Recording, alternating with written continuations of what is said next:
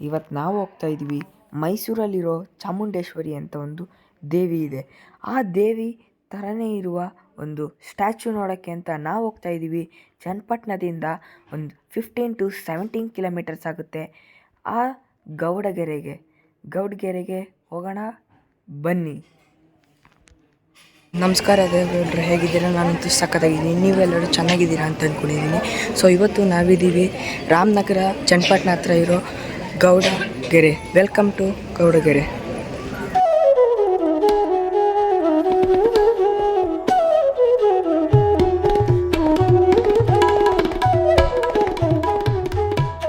ರಾಮ ಲಂಕೆಗೆ ಹೋಗುವ ರಾವಣನ ಮೇಲೆ ಯುದ್ಧ ಮಾಡೋಕ್ಕೆ ಲಂಕೆಗೆ ಹೋಗುವಾಗ ಅಲ್ಲಿ ಯಾವುದೇ ರೀತಿಯಾದ ದಾರಿ ಇರಲಿಲ್ಲ. ಸೊ ಹಂಗಾಗಿ ಹನುಮಂತರ ವಾನರ ಸೇನೆ ಎಲ್ಲರೂ ಸೇರಿ ಅಲ್ಲಿ ಒಂದು ಸೇತುವೆ ನಿರ್ಮಾಣ ಮಾಡ್ತಾರೆ. ಆ ಸೇತುವೆ ಮೂಲಕ ರಾಮ ಮತ್ತು ಹನುಮಂತ ರಾವಣನ ಮೇಲೆ ಯುದ್ಧ ಮಾಡೋಕ್ಕೆ ಅಂತ ಹೋಗ್ತಾರೆ. ಆಗ ಅಲ್ಲಿದ್ದ ಒಂದು ಕಲ್ಲನ್ನು ತಂದು ಈ ಗೌಡಗೆರೆಯಲ್ಲಿರುವ ಚಾಮುಂಡೇಶ್ವರಿ ಅಮ್ಮನವರ ಅನ್ನೋ ಒಂದು ದೇವಸ್ಥಾನದಲ್ಲಿ ಈಗ ಇಲ್ಲಿ ತೇಲತ್ತೆ. ಸೊ ಬನ್ನಿ, ಅದನ್ನೇನಿದೆ ನೋಡ್ಕೊಂಡ್ಬನ್ನಿ.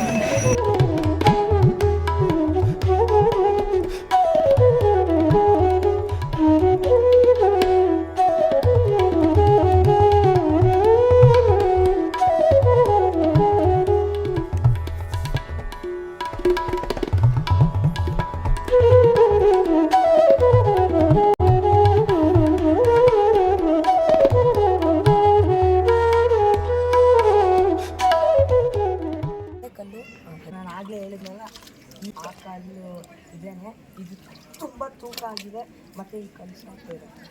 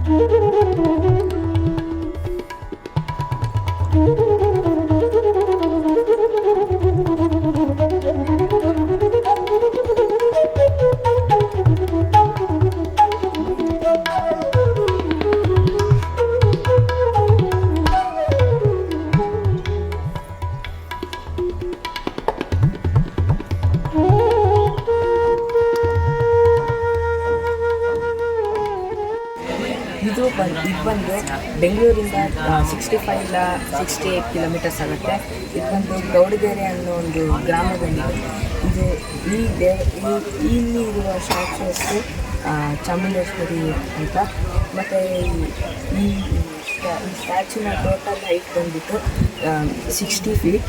ಮತ್ತು ಇದನ್ನು ಹೆಂಗೆ ಮಾಡಿದ್ದಾರೆ ಅಂದರೆ, ಇದಕ್ಕೆ ಯಾವುದೇ ರೀತಿಯಾಗಿರೋ ಸಿಮೆಂಟ್ ಯೂಸ್ ಮಾಡಿಲ್ಲ. ಬಿಕಾಸ್ ಇದನ್ನು ಮಾಡಿರೋದು ಹೆಂಗೆ ಅಂದರೆ, ಇಲ್ಲಿ ಅಕ್ಕಪಕ್ಕ ಇರೋ ಗ್ರಾಮದವರು ಕೊಟ್ಟಿರೋ ಒಂದಷ್ಟು ಪಾತ್ರೆಗಳಿಂದ ಮಾಡಿ. ಮತ್ತು ಇನ್ನೊಂದು ಹೆಸರು ಇದೆ, ಪಂಚಲೋಹ ಮೂರ್ತಿ ಅಂತಲೂ ಸಹ ಕರೀತಾರೆ. ಇಲ್ಲಿ ಈ ಮೂರ್ತಿಯಲ್ಲಿ 18 ಕೈಗಳಿದೆ. 18 ಕೈಗಳು 18 ಶಕ್ತಿಪೀಠಗಳಿಗೆ ಹೋಲುತ್ತೆ ಅಂತ ಇಲ್ಲಿ ಜನ ನಂಬಿಕೆ. ನಾನು ಹೇಳಿದ್ನಲ್ಲ, ಊರವ್ರು ಕೊಟ್ಟಿರೋ ಪಾತ್ರೆ ಅಂತ. ಇದೇ ತಾಮ್ರಗಳ ಪಾತ್ರೆಗಳು. ಇನ್ನೂ ಜಾಸ್ತಿ ಕೊಟ್ಟಿದ್ರು, ಬಟ್ ಈಗಿರೋದು ಇಷ್ಟು ಉಳಿದಿದೆ.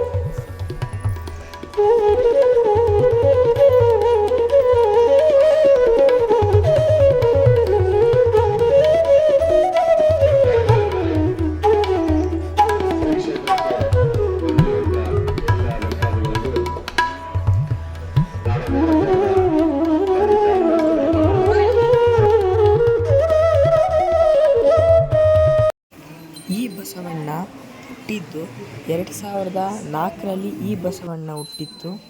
ಮತ್ತು ಇನ್ನೊಂದು ಬಸವಣ್ಣ ಇತ್ತು, ಆದರೆ ಆ ಬಸವಣ್ಣನ ಈಗ ನಾವು ನೋಡೋಕ್ಕಾಗಲ್ಲ, ಬಿಕಾಸ್ ನಾವೀಗ ಅದನ್ನು ಕಳ್ಕೊಂಡಿದ್ದೀವಿ.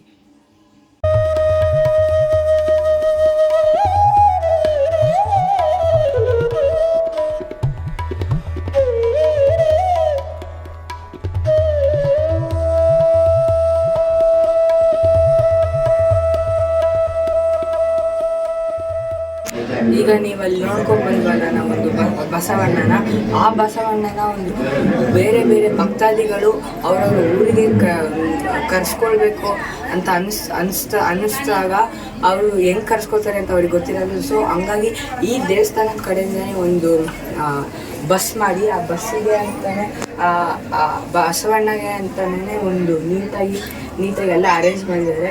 ಬಸವಣ್ಣ ಬರಬೇಕಂದ್ರೆ ಒಳವರೆಗೆ ಅಲ್ಲಿ ಒಂದು ಡೋರ್ ಕಾಣ್ತಿದೆ, ಆ ಡೋರ್ ಓಪನ್ ಮಾಡಿದ್ರೆ ಮೇಲ್ಗಡೆ ಬರುತ್ತೆ. ಅದಕ್ಕೆ ಎಷ್ಟು ಬೇಕು ವಿಶಾಲವಾಗಿರುವಂಥ ಜಾಗ ಇದೆ.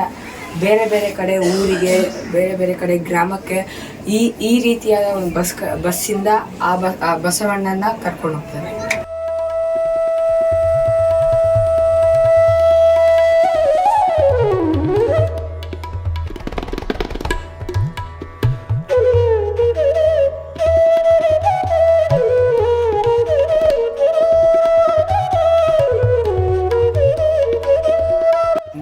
ಭಕ್ತಾದಿಗಳು ಅದನ್ನು ತಲೆ ಮೇಲೆ ಇಟ್ಕೊಂಡ್ರೆ ರಾಮನ್ನೇ ಮುಟ್ಟಷ್ಟು ಒಂದು ಇದಾಗುತ್ತೆ.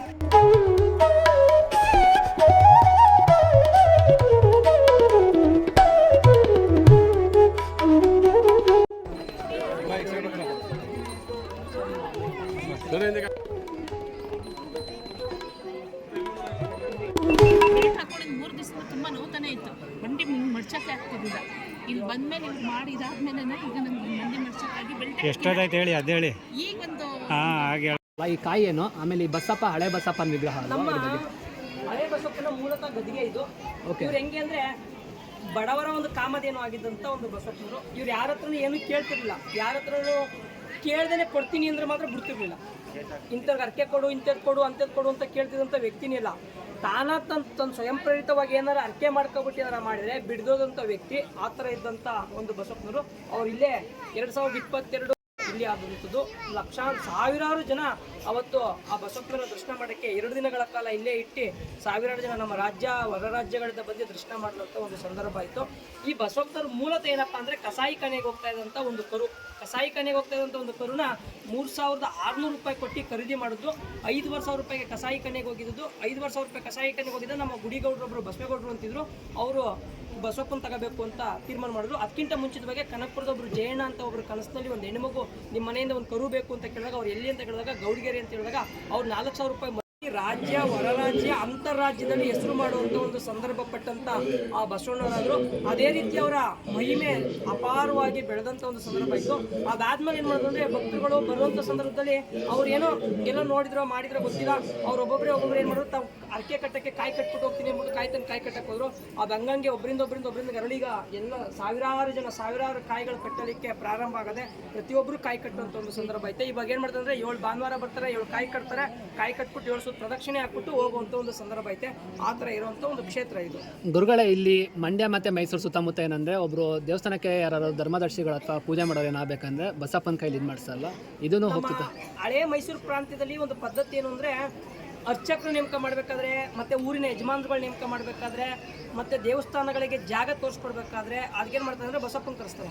ಅದೇ ರೀತಿ ಈ ಬಸಪ್ಪನ ಕರ್ಕೋಗಿ ದರ್ಶನ ಮಾಡಿಸುವಂಥದ್ದು, ಕರ್ಕೋಗಿ ಅವರಲ್ಲಿ ಅರ್ಚಕರು ನೇಮಕ ಮಾಡೋದು, ಯಜಮಾನರು ನೇಮಕ ಮಾಡುವಂಥದ್ದು, ಮತ್ತು ದೇವಸ್ಥಾನದ ಮೂಲ ಯಾವ ಜಾಗದಲ್ಲಿ ದೇವಸ್ಥಾನ ಕಟ್ಟಬೇಕು ಅಂತ ತೋರಿಸುವಂಥ ಒಂದು ಸಂದರ್ಭ ಐತೆ. ಆದ್ದರಿಂದ ಈ ಬಸಪ್ಪನ ಕರ್ಕೋಗಿ ನೋಡ್ಬೋದು.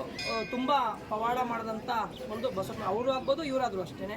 ನಮ್ಮ ಮತ್ತೆ ಇನ್ನೊಂದೇನಪ್ಪ ಅಂತಂದರೆ ನಾನು ಹೇಳಕ್ಕೆ ಇಚ್ಛೆ ಪಡ್ತೀನಿ ಅಂದರೆ, ನಮ್ಗೆ ಈ ಬಸಪ್ಪ ತೀರೋದ್ಮೇಲೆ ನಮ್ಮ ಹಳೆ ಬಸಪ್ಪ ಹೊಸ ಬಸಪ್ಪನ ತಂದು ಪ್ಲಸ್ಕೊಂದು ಹೊಸ ಗಾಡಿಯ ನಮ್ಮದು ನೆಗೆದ್ಬಿಟ್ಟು ಒಳಗಡೆ ಎತ್ತಿದ್ರು. ಅವಾಗ ಒಂಥರ ಅನುಭವ ಆಗ್ತು. ಅದಾದ್ಮೇಲೆ ಮತ್ತೊಂದು ಅನುಭವ ಏನಾಯ್ತು ಅಂದರೆ, ನಮ್ಮ ಹಳೆ ಬಸಪ್ಪನವ್ರಿಗೆ ಎಡಗಾಲು ಏಟಾಗೆ ಮಲಗುದು. ಅಂದರೆ ಏಟಾಗಿ ಅಂದರೆ ಈ ವಾಯಿ ಥರ ಹಿಡಿದೋ ಏನಾಯ್ತು ಗೊತ್ತಿಲ್ಲ, ಎಡಗಾಲಿಂದ ಏಟಾಗೈತಿ. ಈ ಬಸಪ್ಪನವ್ರಿಗೆ ಎಡಗಾಲಿಂದ ಏಟಾಗಿ ನಮ್ಗೆ ಅವಾಗ ಅನಿಸ್ತು ಏನಂತಂದ್ರೆ, ನಮ್ಮ ಹಳೆ ಬಸಪ್ಪ ಎಲ್ಲೂ ಹೋಗಿಲ್ಲ, ಇಲ್ಲೇ ಅವರೇ ಅಂತಂತ. ಆ ರೀತಿಯಾದಂಥ ಒಂದು ಸಂದರ್ಭ ನಮ್ಗೊಂದು ಮಿರಾಕಲು. ಆಮೇಲೆ ನಮಗೆ ಶುರು ಮಾಡಿದ್ರು, ಸ್ವಾಮಿಗಳೇ ಹೆಂಗೆ ಕಲಿಸ್ತೀರಿ ಬುದ್ಧಿಯ, ಹೆಂಗೆ ಕಲಿಸ್ತೀರಿ, ಟ್ರೈನಿಂಗ್ ಹೆಂಗೆ ಕೊಡ್ತೀರಿ ಅಂತ. ದಯವಿಟ್ಟು ಇದ್ರಲ್ಲಿ ಆ ಟ್ರೈನಿಂಗು ಯಾವ ವಿದ್ಯೆ ಕಲಿಸೋಂಥದ್ದು ಏನೂ ಇರಲ್ಲ. ಇಲ್ಲಿ ಬಿಟ್ಟಂತ ಬರೀ 9 ನಮ್ಮ ಪಕ್ಕ ಹಳ್ಳಿಲಿ ಬೊಮ್ಮನಾಯ್ಕಳ್ಳಿ ಮಾಡಬೇಕಾಗಿತ್ತು. ಅಲ್ಲೇನು ಮಾಡೋದಂದ್ರೆ ಹಳೆ ಬಸಪ್ಪನೇ ಹೋಗಿ ಆ ಊರಿನಲ್ಲಿ ಒಂದು ದೇವಸ್ಥಾನ ಕಟ್ಟಲಿಕ್ಕೆ ಜಾಗ ತೋರಿಸ್ಕೊಟ್ಬಿಟ್ಟು ಬಂದಿತ್ತು. ಅದು ಒಂದು ತಿಪ್ಪೆ ಗುಂಡಿ ಇತ್ತು, ಎಲ್ಲ ಜಾಗಗಳನ್ನು ಬಿಡಿಸಿ ಕಳಿಸ್ಕೊಟ್ಬಿಟ್ಟು ಬಂದಿತ್ತು. ಅದು ಹೊಸ ಬಸಪ್ಪನ ಕರೆಸ್ಬೇಕು ನೋಡು, ಆ ಬಸಪ್ಪ ನಮಗೆ ಸಹಾಯ ಮಾಡಿತ್ತು. ಈ ಬಸಪ್ಪನ ನಾವು ಕರೆಸಿ ನಾವು ಪೂಜೆ ಮಾಡಿಸೋಣ ಅಂದ್ಬಿಟ್ಟು 2 ಬಸಪ್ಪನ ಕರೆಸಿದ್ರು. ಆ 2 ಬಸಪ್ಪನ ಕರೆಸ್ಬೇಕಾದ್ರೆ ಏನು ಮಾಡ್ತು ಅಂದರೆ, ಇದು 9 ತಿಂಗಳಲ್ಲಿ ಬಂದಂಥ ಕರು, 1.25 ವರ್ಷದ ಕರು. ಆ ಕರು ಏನು ಮಾಡ್ತು ಅಂದರೆ 40 ಅಡಿ ಆಳದಲ್ಲಿರೋಂಥ ಒಂದು ಕಲ್ಯಾಣಿ ಒಳಿಕೆ ಅರ್ಚಕನ ತಗೋಗಿ ಹಜ್ಬಿಟ್ಟು ನೀರೊಳಗೆ ಕಜ್ಜಿ ಕರ್ಕೊಬಂದು ಮೇಲ್ಗಡೆಯಿಂದ ಇವನೇ ಅರ್ಚಕ ಅಂತ ನೇಮಕ ಮಾಡಿ ಅವನು ದೊಡ್ಡ ಎಣ್ಣೆ ಹೊಡಿತದಂಥ ವ್ಯಕ್ತಿ ಅಯ್ಯಪ್ಪ ಅಂಥ ವ್ಯಕ್ತಿನ ತಗೊಬಂದು ನಿಲ್ಲಿಸಿ ಇವತ್ತು ಯಾವುದೇ ಎಣ್ಣೆ ಇಲ್ಲದೇ ಏನು ಇಲ್ಲದೇ ಅಚ್ಚುಕಟ್ಟಾಗಿ ದೇವ್ರ ಪೂಜೆ ಮಾಡುವಂಥ ಒಂದು ಸಂದರ್ಭ ಆಯಿತು. ಇತ್ತಲ್ಲಿ ಯಾರು ವಿದ್ಯೆಯನ್ನು ಕಲಿಸೋದಲ್ಲ, ಏನು ಮಾಡಲ್ಲ, ದೇವರ ಒಂದು ಮಹಿಮೆ, ದೇವರ ಒಂದು ಸಂಕಲ್ಪ. ಮತ್ತು ಈ ಬಸಪ್ಪನ ಮಾಡಿಸ್ಕೊಟ್ಟವ್ರು ಯಾರಪ್ಪ ಅಂತಂದರೆ ಹರ್ಷ ಅಂತ, ಅವ್ರು ಚಿಕ್ಕಮಂಗ್ಳೂರವರು, ದೊಡ್ಡ ಆರ್ಟಿಸ್ಟ್ ಅವರು. ಅವ್ರು ಏನು ಮಾಡ್ತಾರೆ, ಅವ್ರು ಏನೋ ಸಂಕಲ್ಪ ಇಟ್ಟಿದ್ರು. ಅವ್ರು ತುಂಬ ಭಕ್ತಿವಂತರು, ತುಂಬ ಇಲ್ಲಿ ಬಂದ್ಮೇಲೆ ತುಂಬ ಒಳ್ಳೆಯದಾಗಿ ಭಕ್ತಿ ಅದೇ ಥರ ನೈಜ ಘಟನೆ ಆಗಿರುತ್ತೆ. ಅದೇ ಬಸಪ್ಪನ ತಗೊಬಂದು ಮಾಡಿಸ್ಬೇಕು ಅಂತಂದ್ಬಿಟ್ಟು ಅದೇ ಬಸಪ್ಪನ ಥರ ಮಾಡಿಸ್ಕೊಂಡು ಕೊಟ್ಟಿದ್ದಾರೆ. ಇವಾಗ ಇಲ್ಲಿನ ಮಾತ್ರ ಅಲ್ಲದೆ ಹೊರಗಡೆ ಕೂಡ ಹೋಗುತ್ತಲ್ಲ ಬಸಪ್ಪ, ಯಾರೋ ಕರ್ಕೊಂಡು ಹೋಗ್ತೀರಾ, ಹೇಗೆ ಎಲ್ಲೆಲ್ಲಿ ಹೋಗುತ್ತೆ? ಅವ್ರದ್ದೇ ಆದಂಥ ನಮ್ಮ ರಾಜ್ಯದಲ್ಲೇ ಹೊರ ರಾಜ್ಯದಲ್ಲೆಲ್ಲ ಹೋಗಿದ್ದು ಬಂದೈತೆ. ಹಳೆ ಬಸಪ್ಪ ಆಗ್ಬೋದು, ಈ ಬಸಪ್ಪನ ಆಗ್ಬೋದು. ಈ ನಮ್ಮ ಹಳೆ ಬಸಪ್ಪ ಎಣ್ಣೆ ಕುಡ್ಸೋದ್ರಲ್ಲಿ ಎಣ್ಣೆ ಬಿಡ್ತಿ. ಅದೇ ರೀತಿ ಮರ್ಕುಂಬಿ, ಬೆಳಗಾಂ ಡಿಸ್ಟಿಕ್ ಮರ್ಕುಂಬಿ ಗ್ರಾಮದಲ್ಲಿ ಸವದತ್ತಿ ತಾಲೂಕು ಬರ್ತದೆ, ಬೈಲ್ಮಂಗ್ಲ ಬಾರ್ಡ್ರ್ ಬರ್ತದೆ. ಅಲ್ಲೊಂದು ಜಾಗ ಮಾಡಿಸ್ಕೊಂಡು ಅವರೇ ಒಂದು ಜಾಗ ಬಿಡಿಸಿಸ್ಕೊಂಡು ಅಲ್ಲೊಂದು ಸಾಕಿ ಓಪನ್ ಮಾಡಿದ್ರು. ಮಹಾರಾಷ್ಟ್ರ ಹೋಗೋದೆ, ಆಂಧ್ರ ಹೋಗೋದೆ, ತಮಿಳುನಾಡು ಹೋಗೋದೆ, ಈ ಥರ ಹಲವಾರು ಹೊರ ರಾಜ್ಯಗಳು ಹೋದ್ರೆ ಈ ಬಸಪ್ಪನು ಹಂಗೆ ಹೊರ ರಾಜ್ಯಗಳಿಗೆಲ್ಲ ಹೋಗಿ ಹಲವಾರು ಜಿಲ್ಲೆಗಳಲ್ಲಿ ಹೋಗಿ ತನ್ನ ಮಹಿಮೆಯನ್ನು ತೋರಿಸುವಂಥ ಸಂದರ್ಭ ಮಾಡಿಸಿದಂಥ ನೀರು ದೇವಿ ಅಭಿಷೇಕ ಮಾಡಿದ್ರೆ ನೀರು ಒಳಗಡೆ ಬರುವಂಥದ್ದು. ಇದು ನಾವು ನೋಡಿದ್ರೆ ಯಾವುದೋ ಒಂದು ಕಲ್ಲು ಇದರಲ್ಲಿ ಇರುವಂಥದ್ದು. ದೇವಿ ಮತ್ತೆ ದುಷ್ಟರಿಗೆ ದುಸ್ವಪ್ನವಾಗಿ, ಶಿಷ್ಟರಿಗೆ ರಕ್ಷಣೆಯಾಗಿ, ಸೌಮ್ಯವಾಗಿ ನಾನು ಇರ್ತೀನಿ ಅಂತ ಒಂದು ಶುಭ ಸಂಕೇತವಾಗಿರುವಂಥದ್ದು. ಇದನ್ನು ನೋಡ್ಬೋದು. ಈ ಹರಳುಗಳು ನೋಡಿದ್ರೆ ಮೊಸಳೆ ಆಕಾರ, ಈ ಸೊಂಡ್ಲು ನೋಡಿದ್ರೆ ನಮಗೆ ಆನೆಯ ಸೊಂಡ್ಲು, ಕಿವಿಗಳು ನೋಡಿದ್ರೆ ಹಸುವಿನ ಕಿವಿ, ಕಾಲು ನೋಡಿದ್ರೆ ಸಿಂಹದ ಕಾಲುಗಳು, ಹಿಂದೆಗಡೆ ನೋಡಿದ್ರೆ ಒಂದು ಪಕ್ಷಿಯ ಗರಿಗಳು ಬರುವಂಥ ಒಂದು ಸಂದರ್ಭ ಐತೆ. ಪ್ರಾಣಿ ಮತ್ತು ಪಕ್ಷಿ, ಸೌಮ್ಯ ಪ್ರಾಣಿ, ಕ್ರೂರ ಪ್ರಾಣಿ ಮತ್ತು ಒಂದು ಪಕ್ಷಿ, 3 ಸಂಕೇತವಾಗಿ ಇರುವಂಥದ್ದು. ಇದರಲ್ಲಿ ನಾವು ಅಭಿಷೇಕ ಮಾಡಿದಂಥ ನೀರ ತಲೆ ಮೇಲೆ ಪ್ರೋಕ್ಷಣೆ ಮಾಡಿದ್ರೆ ಅವ್ರಲ್ಲಿರೋಂಥ ದುಷ್ಟತೆಗಳಿಗೆಲ್ಲ ದೂರವಾಗುವಂಥ ಒಂದು ಸಂದರ್ಭ ಸಂಕೇತ ಇದು. ನಾವು ಮಧ್ಯೆ ನಮ್ಮಲ್ಲೆಲ್ಲ ರೀತಿಯ ನಡುವೆ ಅಂದರೆ ಇಲ್ಲೇನಪ್ಪ ಅಂತಂದರೆ ಶ್ರೀಚಕ್ರ ಇರುವ ಆಕಾರದ ಇರುವಂಥದ್ದೇ ಗೋಪುರ, ಅದ್ರ ಮೇಲೆ ಬಂಗಾರ ಲೇಪಿದ ಕಳಸ ಇರುವಂಥದ್ದು. ಇದು ಶ್ರೀರಾಮ್ ಅಂತ ಬರೀತಾನೆ, ಬರೆದುಬಿಟ್ಟು ತೆಗ್ದು ಒಂದು ಕಲ್ಲ ಎತ್ತಿ ಒಳಗಡೆ ಹಾಕ್ತಾನೆ. ಆಗ ಕಪ್ಪಿಸೇನೆ ಎಲ್ಲ ಇದ್ದಾದಾಗ ತೇಲಕ್ಕೆ ಶುರುವಾಗ್ತದೆ. ಆ ತೇಲಕ್ಕೆ ಶುರುವಾದಾಗ ಏನು ಮಾಡ್ತದೆ ಅಂದರೆ, ಈ ಕಲ್ಲು ತೇಲ್ಕ ಬಂದಾಗ ಆಗೇನು ಮಾಡ್ತಾರೆ, ಎಲ್ಲ ಪ್ರತಿಯೊಂದು ಕಲ್ಲು ಮೇಲೂ ಜಯರಾಮ್ ದಾಸೋಹ ವ್ಯವಸ್ಥೆ ನಡೀತದೆ ನೋಡಿ. ಯಾವುದೇ ಅಪೇಕ್ಷತೆಯಲ್ಲೇ ನಡೆಯುವಂಥ ಒಂದು ದಾಸೋಹ ಪ್ರತಿನಿತ್ಯ ಯಾವ ಸಮಯ ಸಂದರ್ಭ ಬೇಕಾದ್ರೆ ಬರಲಿ, ದಾಸೋಹ ನಿಂತು ಟೈಮ್ ಯಾವಾಗಾರ ಬನ್ನಿ, ವರ್ಷದ 360 ದಿನದಲ್ಲಿ 24 ಗಂಟೆ ಯಾವ ಸಂದರ್ಭದಲ್ಲಿ ಬಂದರೂ ನಿಮ್ಗೆ ದಾಸೋಹ ಸಿಗ್ತದೆ. ಇಲ್ಲಿ ಬಂದವರಿಗೆ ಉಳ್ಕೊಳ್ಳೋಕ್ಕೆ ನಾರ್ಮಲ್ ಆಗಿ ವ್ಯವಸ್ಥೆ ಐತೆ, ಉಳ್ಕೊಳ್ಳೋಕ್ಕೆ ತೊಂದರೆ ಏನಿಲ್ಲ. ಇನ್ನು ಇಲ್ಲಿ ಬಸ್ಸಿನ ವ್ಯವಸ್ಥೆ ಎಲ್ಲ ಹೇಗಿದೆ, ಏನು? ಬಸ್ಸಿನ ವ್ಯವಸ್ಥೆ ಚೆನ್ನಾಗೈತೆ. ಚನ್ನಪಟ್ಟಣ ಬಂದರೆ ಚನ್ನಪಟ್ಟಣದಿಂದ ಆಟೋ ಮತ್ತು KSRTC 2 ಸಿಗ್ತವೆ. ಬೆಂಗಳೂರು ಕಡೆಯಿಂದ ಬಂದರೆ, ಮೈಸೂರು ಕಡೆಯಿಂದ ಅಂದರೆ ಮೈಸೂರು ಚನ್ನಪಟ್ಟಣ ಬಂದರೆ ಚನ್ನಪಟ್ಟಣದಿಂದ KSRTC ಮತ್ತು ಬಸ್ ಬರ್ತವೆ.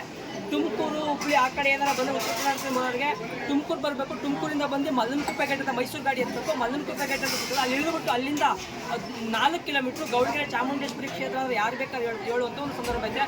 ನಮ್ಮ ಗೂಗಲಲ್ಲಿ ಬೇಕಾದ್ರೆ ಚೆಕ್ ಮಾಡಿ, ಗೌಡಗೆರೆ ಚಾಮುಂಡೇಶ್ವರಿ ಟೆಂಪಲ್ ಅಂತ ಗೂಗಲ್ ನೋಡಿದ್ರೆ ಆಟೋಮೆಟಿಕಾಗಿ ಗೂಗಲಲ್ಲಿ ತೋರಿಸ್ತೀವಿ. ಮುರುಗೋಡಲ್ಲಿ ದೇವಸ್ಥಾನಕ್ಕೆ ಬರೋಕ್ಕೆ ಯಾವುದೂ ಟೈಮಿಂಗ್ಸ್ ಇಲ್ವಾ? ಟೈಮಿಂಗ್ಸ್ ಇಲ್ಲ. ಬೆಳಿಗ್ಗೆ 4 ಗಂಟೆಗೆ ದೇವಸ್ಥಾನ ಓಪನಿಂಗ್ ಇರ್ತದೆ, ನೈಟ್ 9 ಗಂಟೆಗಿಂತ ದೇವಸ್ಥಾನ ಓಪನ್ ಇರ್ತದೆ, ದರ್ಶನ ನಡೀತಾನೆ ಇರ್ತದೆ. ಯಾವುದೇ ರೀತಿ ಮಧ್ಯ ಸಂದರ್ಭದಲ್ಲಿ ಬಾಕ್ಲಾಕುವಂಥ ಸಂದರ್ಭ ಏನಿಲ್ಲ. ಊಟಕ್ಕೆ ಬಾಕ್ಲಾಕೋದು, ದೇವಸ್ಥಾನ ಕ್ಲೀನ್ ಮಾಡೋಕ್ಕೆ ಬಾಕ್ಲಾಕೋದು ಅಂತಿಲ್ಲ. 4 ಗಂಟೆಗೆ ದೇವಸ್ಥಾನದಲ್ಲಿ ಅಭಿಷೇಕ, ದೇವಿ ಮೂಲ ಮೂರ್ತಿಗೆ ಅಭಿಷೇಕ ಪ್ರಾರಂಭ ಆದರೆ 6 ಗಂಟೆಗೆ ಪ್ರತಿಯೊಬ್ಬರಿಗೂ ದರ್ಶನ ಮಾಡ್ಕೊ ಹೋಗುವಂಥ ಒಂದು ಸಂದರ್ಭ ಇದೆ. ಧನ್ಯವಾದಗಳು. ನಿಮ್ಮೆಲ್ಲರಿಗೂ ಈ ವಿಡಿಯೋ ಇಷ್ಟ ಆಗಿದೆ ಅಂತ ಅನ್ಕೊತೀನಿ. ಇಷ್ಟ ಆಗಿದ್ರೆ ಪ್ಲೀಸ್ ಲೈಕ್ ಮಾಡಿ, ಶೇರ್ ಮಾಡಿ, ಸಬ್ಸ್ಕ್ರೈಬ್ ಮಾಡಿ, ಮತ್ತು ಬೆಲ್ ಐಕಾನ್ ಒತ್ತೋದನ್ನ ಮರಿಬೇಡಿ.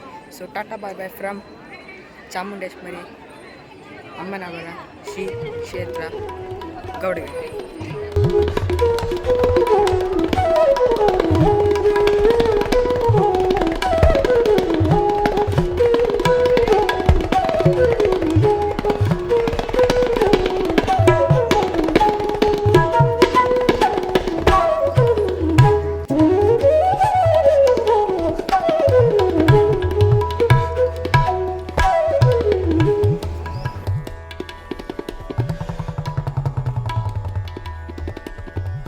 Mm-hmm.